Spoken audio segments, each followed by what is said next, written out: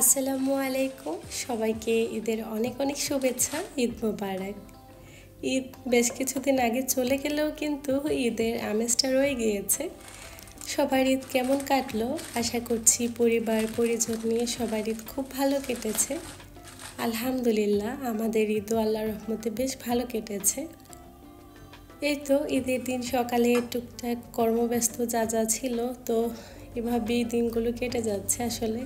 তো সকাল সকাল এসেছি সকালের নাস্তা বানানোর জন্য, সেই সাথে একটু সেমাইও রান্না করব।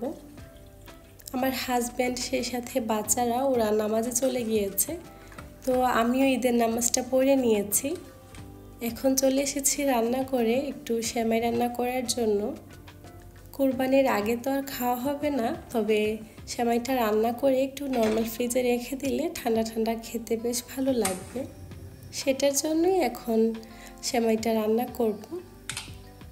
এখানে আমি দুধ জাল করার জন্য বসিয়ে দিয়েছি। এখানে ফ্রেশ মিল্ক বলতেই ক্যানের এই মিল্কগুলোই পাওয়া যায়।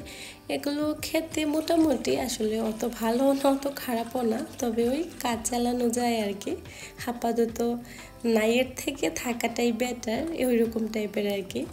তো এই ক্যানের মিল্কটা একটু খেতে মজার হয়, খুবই ক্রিমি। তো ভাবলাম এটা দিয়ে আমি বাকি সেমাইটা রান্না করব। আর যেটা আমি চুলায় বসিয়েছি ওটা দিয়ে হচ্ছে যে ঘি ভাজা সেমাই রান্না করব। প্রতিবার ঈদে আমি দুই ধরনের সেমাই রান্না করে থাকি। একটা হচ্ছে লম্বাটে সেমাইগুলো, আর একটা হচ্ছে ঘি ভাজা সেমাই, প্রাণ বা বনফুল যেটাই পাওয়া যায় আর কি হাতের কাছে, ওটাই রান্না করে থাকি। এখানে আমি রান্না করার জন্য যত ধরনের গোটা মশলা আছে সেমাইয়ের মধ্যে দেওয়ার জন্য ওগুলোকেই নিয়ে নিয়েছিলাম। এবার কুরবানি আমাদের বাসার পাশে এক আন্টির বাসায় দেয়া হবে, তো ওখানে গরু জবাই করা হবে। একটু ভালোও লাগছিল যে বাচ্চারা দেখতে পারবে। আসলে দেশের মতো তো আর ওইভাবে প্রবাসে ওই রকম ঈদের আমেজ বা ঈদ ওইভাবে উদযাপন করা হয় না, যে যার মতো পরিবার পরিজন নিয়ে সময় কাটায়।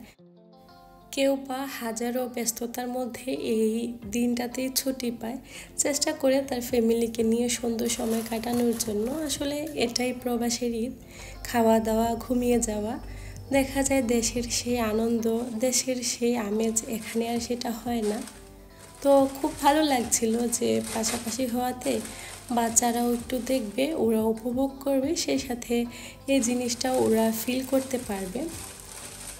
যতবারই এখানে কুরবানি করা হয়েছে ততবারই অনেক দূরে দূরে হয়েছে, এরকম দেখার সৌভাগ্য আর হয়নি। বাচ্চাদেরও হয়নি, সেই সাথে আমার তো হয়নি। এখানে যতবার দিয়েছি খুব দূরে দূরে দেয়া হয়েছে, ওখান থেকে গোছ একসাথে নিয়ে আসা হয়েছে। তো এবার আর সেটা হবে না ইনশাল্লাহ, একটু হলেও দেখে আসবো। তো যাই হোক, এখানে আমি সেমাইয়ের জন্য যা যা প্রয়োজন ছিল সব কিছু নিয়ে একসাথে দিয়ে দিয়েছি। আর নাস্তার জন্য আমি আরও কিছু টুকটাক বানিয়েছিলাম, এগুলো তো আর এখন খাওয়া হবে না, তাই রান্নাটা আগেভাগে করে নিচ্ছি।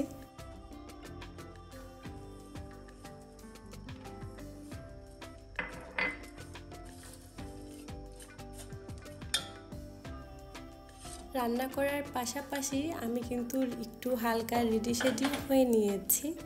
ঈদের দিন বলে কথা, হালকা পাতলা একটু রেডি না হলে নিজের কাছেও ভালো লাগে না। রেডি আর কি, এই তো নতুন একটা ড্রেস পরা, নিজেকে একটু হালকা পাতলা রেডি করা, এই তো। সেই সাথে আমি কিন্তু বাংলাদেশেও কল দিয়েছিলাম আমার পরিবার পরিজনের কাছে, সবার সাথে ঈদ মোবারক বলা হয়েছে, সবার সাথে কথা হয়েছে। আসলে প্রবাসী ঈদগুলো এরকমই হয়। এই তো কথাও বলছিলাম, সেই সাথে রান্নাঘরের টুকটাক কাজগুলো গোছাচ্ছিলাম। আব্বু আম্মুর সাথে কথা বললাম, শ্বশুর শাশুড়ির সাথে কথা বললাম, সবার সাথে ঈদ মোবারক আদান প্রদান করে তারপরে মোবারকবাদ জানিয়ে আমি এই রান্নাগুলো করে নিচ্ছি। আচ্ছা, গতকাল আমি পুডিং বানিয়েছিলাম, ওটাও ফ্রিজে আছে, তো ওটাকে আমি কিছুক্ষণ পরে বের করে নিব, কারণ ঠান্ডা ঠান্ডা পুডিং খেতে কিন্তু ভীষণ ভালো লাগে। এখন দিন দিন প্রচুর পরিমাণে গরম পড়ছে, গরম বাড়ার সাথে সাথে কিন্তু ঠান্ডা জাতীয় খাবারগুলো খেতেই ভীষণ ভালো লাগছে। গতকাল রাতে জানি কাজকর্ম করতে হবে, বেশ খারাপও লাগবে, তো সেজন্য বেশ কিছু আইসক্রিম সেই সাথে পছন্দের কিছু খাবারও নিয়ে এসেছি, যাতে কাজ করার ফাঁকে ফাঁকে কিছু একটা খেয়ে মনটাকে ভালো করতে পারি, সেই সাথে একটু এনার্জিও হয়। আসলে নিজের সঙ্গে সময় কাটানোর জন্য কোনো লম্বা সময়ের প্রয়োজন হয় না, হতে পারে সেটা আধা ঘন্টা বা 10 মিনিট অথবা 2 মিনিট, কিন্তু নিজের মতো করে কাটাতে পারলে নিজেরও কিন্তু বেশ ভালো লাগে। সারাদিনের যে একটা ক্লান্তি সেটা কিন্তু নিমেষেই মুছে ফেলা যায়। এর মধ্যে আমার সেমাই রান্না হয়ে গিয়েছে, তো আমি বাকি যে লিকুইড মিল্কটা জাল করেছিলাম ওটা ঠান্ডা হোক, তারপর আমি ঘি ভাজা সেমাইটা দিব। এই ফাঁকে আমি একটা কেকও বানিয়ে নিয়েছিলাম, ওটাকে এখন কেটে স্লাইস করে নিব। এটা আমি এর আগের দিন বানিয়ে রেখেছিলাম, তারপর মোল্ডের মধ্যেই ছিল। এখন যেহেতু সবাই খাবে, তো কেটে আমি একটু স্লাইস করে নিচ্ছি। সেই সাথে পুডিংটাকেও বের করে নিব। যেই পরিমাণে গরম পড়ছে, এই গরমে কিন্তু কোনো খাবার খেতেও ইচ্ছে করে না, মনে হয় যে ঠান্ডা কিছু খাই। তো সেই চিন্তা থেকে ভাবলাম যে দই বা আইসক্রিম অথবা পুডিং বানাবো, যদি বাসায় কোনো কিছু বানানো হয়। তো ভাবলাম যে পুডিং বানাই। তবে আমার ম্যাঙ্গো আইসক্রিম বানানোর ইচ্ছে ছিল, যে আমগুলো আমি এনেছিলাম ওগুলো আর ভালো পড়েনি, তেমন একটা মিষ্টিও ছিল না, সেজন্য আর বানানো হয়নি। তো ভাবলাম যে পুডিং বানিয়ে ফেলি, ঝটপট হয়ে যাবে।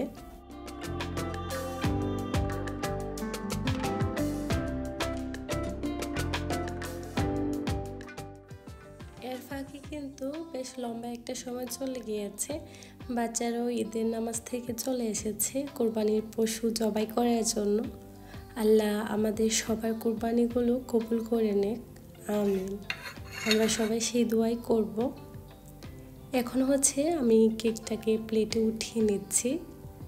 মাঝে মধ্যে না কিছু কিছু জিনিস এরকম ঘটে যেগুলোতে খুব বেশি যত্ন না করা হয়, ওই জিনিসগুলোতে দেখা যায় খুব ভালো রেজাল্ট আসে। যেমন আমি হঠাৎ করে মাঝে মধ্যে কেকগুলো বানাই, এত ভালো হয়, আবার যেগুলোতে খুব বেশি যত্ন করি, একদম খুব আগ্রহ নিয়ে বানাই, ওগুলো দেখা যায় বেশি একটা ভালো হয় না। কিছু সময় ভালো হয়, আবার কিছু সময় পারফেক্ট হয় না। আজকের কেকটা আবার বেশ ভালো হয়েছিল, খেতে ভীষণ মজার ছিল। এটা আমি অরেঞ্জ কেক বানিয়েছি।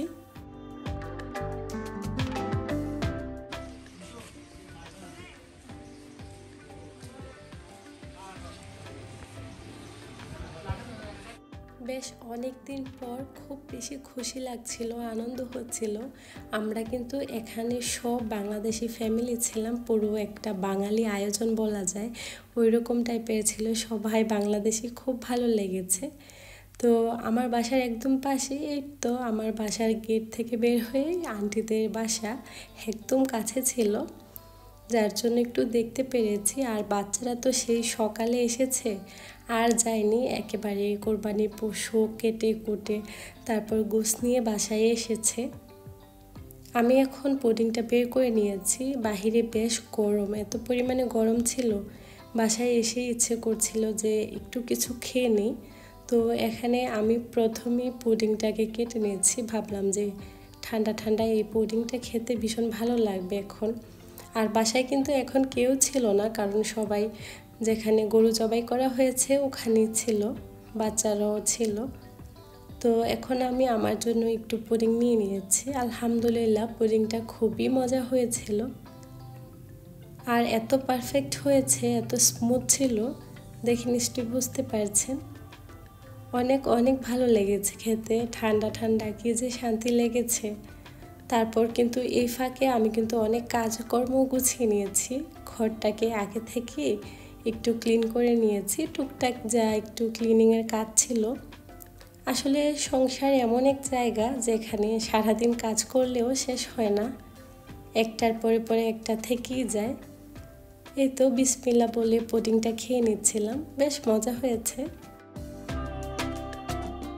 বাসায় আমার অত বেশি পুডিং বানানো হয় না, ওই বাচ্চাদের জন্য যা বানানো হয় আর কি। আমার হাজব্যান্ড অত বেশি পছন্দ করে না পুডিং খেতে, মানে খুবই কম। বাসায় যদি আমি বানাই তো একটু একটু খায় আর কি। আর তাছাড়া ওই রকম যে পছন্দ নিয়ে খায় ওই রকম না, কিন্তু আমার ছেলেদের বেশ পছন্দ, ওরা খুবই মজা করে খায়, ওদের জন্যই আসলে বানানো হয়।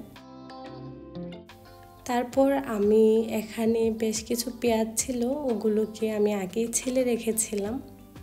এখন এগুলোকে কুচি করে কেটে রেখেছি, যাতে করে গোস্ত আনার সাথে সাথেই আমি রান্নাটা বসিয়ে দিতে পারি। আসলে কুরবানির গোস্ত কেটে আনতে আনতে কিন্তু বেশ অনেকটা লম্বা সময় লাগে, তো এই ফাঁকে এই কাজগুলো গুছিয়ে রাখলে রান্নাটা করতে অতটা দেরি হয় না। এর আগের বছর কুরবানিতে আমার দেখা গিয়েছে এই কাজগুলো করে রান্না বসাতে অনেকটা লম্বা সময় চলে গিয়েছে, বেশ দেরি হয়ে গিয়েছিল। তো এবার আর সেই ভুল করিনি, আগে থেকে কাজগুলো গুছিয়ে নিচ্ছি। যেমন পেঁয়াজ কাটার প্রয়োজন ছিল, আদা রসুন যা যা দরকার ছিল, গোটা মশলা সবগুলো নিয়ে একসাথে রেখে দিয়েছি, যাতে গোস্ত আনার পরই আমি ধুয়ে গোস্তটা বসিয়ে দিতে পারি, তাড়াতাড়ি রান্নাটাও হয়ে যাবে। এই কাজগুলো ছোট আর সিম্পল হলেও কিন্তু বেশ লম্বা একটা সময় লাগে প্রতিটা জিনিস সুন্দরভাবে রেডি করে বসাতে। এই তো এই কাজগুলো গুছিয়ে করছিলাম, সেই ফাঁকে আমার হাজব্যান্ডও চলে এসেছে কোরবানির গোশত নিয়ে। তো এখন আমি রান্না করার জন্য সামান্য পরিমাণে নিয়ে নিয়েছি, আর বাকিগুলো কিন্তু এখনও কাটাকাটি চলছে। অল্প কিছু গোস্ত ছিল, তো এগুলো বেশ বড় বড় সাইজের ছিল।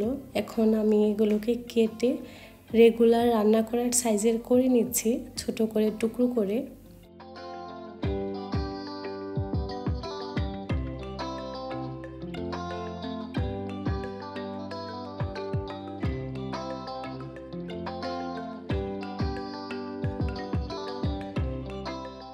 যতটুকু আমি রান্না করব সেই পরিমাণে নিয়ে নিয়েছি। তো এগুলোকে আমি স্লাইস করে ছোট করে কেটে নিয়েছি, আর আমার হাজব্যান্ড ওইদিকে নামাজ পড়তে চলে গিয়েছে। গোস্ত নিয়ে এসে বাসায় দিয়ে তারপর নামাজে চলে গিয়েছে। তো এই ফাঁকে ভাবলাম যে ঝটপট রান্নাটা বসিয়ে দিই। তো ওই বোলটাতে জায়গা হচ্ছিল না, তো আমি একটা বড় বোলে নিয়ে নিয়েছি। এখন এগুলোকে ভালোভাবে ধুয়ে পরিষ্কার করে তারপর আমি রান্নাটা বসিয়ে দিব। কোরবানিতে সবথেকে বড় কাজই মনে হয় এটা, রান্না বান্না, সেই সাথে পরিষ্কার পরিচ্ছন্নর কাজকর্ম থাকে, ভুঁড়ি পরিষ্কার করা।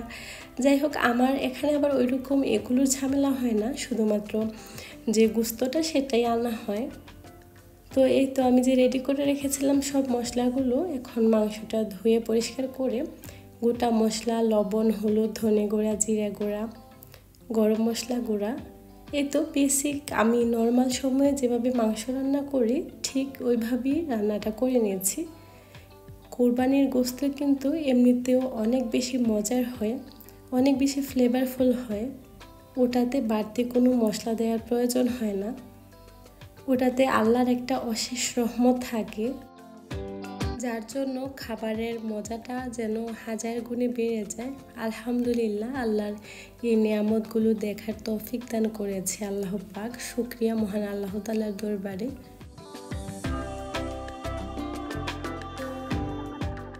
গোস্তটা রান্না করার জন্য যা যা মশলার প্রয়োজন ছিল আমি সব কিছুই একসাথে দিয়ে নিয়েছি। ওই আর কি, তেলটা একটু কম পড়েছিল আর ছিলও না, তো নিউ একটা বোতল নিয়ে নিয়েছি, ওটা থেকে বেশ কিছুটা তেল আরও দিয়ে দিচ্ছি, সেই সাথে আদা রসুন দিয়ে দিচ্ছি। আসলে গোস্ত যতটুকু পরিমাণে ছিল এই তো চোখের আন্দাজেই সবগুলো দিয়ে নিচ্ছি। এখন হাত দিয়ে ভালোভাবে মাখিয়ে নিচ্ছি। আসলে হাতে না মাখালে এর আসল টেস্ট পাওয়াই যাবে না।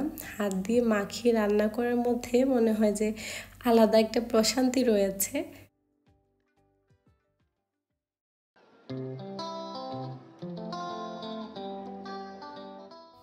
বিকেলের দিকে বাসায় মেহমানও আসবে, তো সব মিলিয়ে কাজগুলো চাচ্ছিলাম আগেভাগে করার জন্য, কিন্তু রান্না হতে হতে আমার প্রায় 3:30টার মতো বেজে গিয়েছে। তো যেহেতু রাতে আসবে তো সমস্যা নেই, বাকি কাজগুলো বিকেলের মধ্যেই সারতে হবে। টুকটাক কিন্তু অনেক কাজকর্ম থাকে, তো সব মিলিয়ে রান্না করতে অনেকটা দেরি হয়ে যায় আর হতেও কিন্তু বেশ খানিকটা সময় লাগে। এই তো আমি গোস্তটা অলরেডি বসিয়ে দিয়েছি, এখন এটা আস্তে আস্তে হতে থাকবে। আর অন্য সাইডে কিন্তু আমি টুকটাক যেই কাজগুলো আছে গোস্তগুলো গোছানো বা ক্লিন করার বাকি কাজগুলো আমি করে নিব, আর ফাঁকে ফাঁকে আমি এটাকে একটু নেড়ে চেড়ে মিশিয়ে দেব। আমি কিন্তু এখানে কোনো প্রকার পানি ব্যবহার করিনি, এমনকি মশলাটা যে আমি মাখিয়েছি হাত ধুয়ে সেই পানিটাও আমি ব্যবহার করিনি। মাশাআল্লাহ এটা থেকে বেশ খানিকটা পানি বের হয়েছে, আর ওই পানিটা দিয়ে কিন্তু গোস্তটা খুব সুন্দরভাবে সিদ্ধ হয়ে গিয়েছে। দেখে নিশ্চয়ই বুঝতে পারছেন কতটা লোভনীয় লাগছে। মাশাআল্লাহ মাশাআল্লাহ, খেতেও কিন্তু দারুণ হয়েছিল। এই তো গোস্তটা কিন্তু প্রায় হয়ে এসেছে, আমি আরও কিছুক্ষণ এটাকে জাল করে তারপরে নামিয়ে নিব।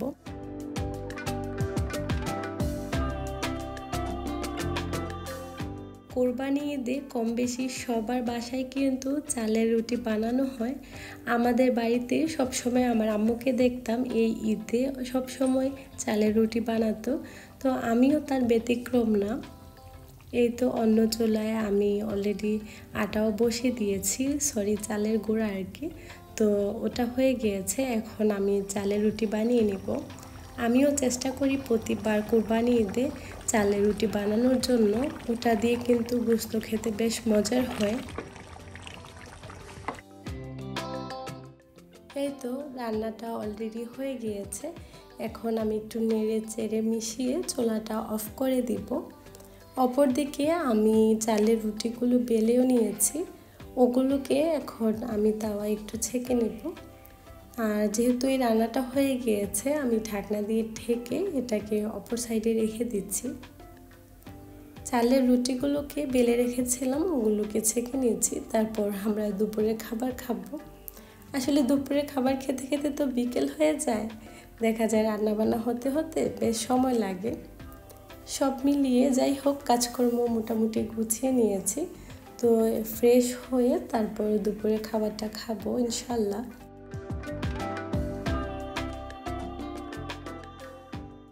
সব কাজকর্ম শেষ করে খাওয়া দাওয়া শেষ করে সন্ধ্যার দিকে ভাবলাম যে বসে বসে একটু হাতে মেহেদি পরে নিই। আসলে মেহেদি ছাড়া তো ঈদ অসম্পূর্ণ মনে হয়, এবার আর সুযোগ পাইনি, তো এখন বসে বসে একটু মেহেদি পরে নিচ্ছি। যাই হোক আজকের ব্লগটা আপনাদের কাছে কেমন লেগেছে অবশ্যই কমেন্ট করে জানাতে পারেন। আজকের মতো এখানে বিদায় নিয়ে নিয়েছি, সবাই অনেক বেশি ভালো থাকবেন। আল্লাহ হাফিজ।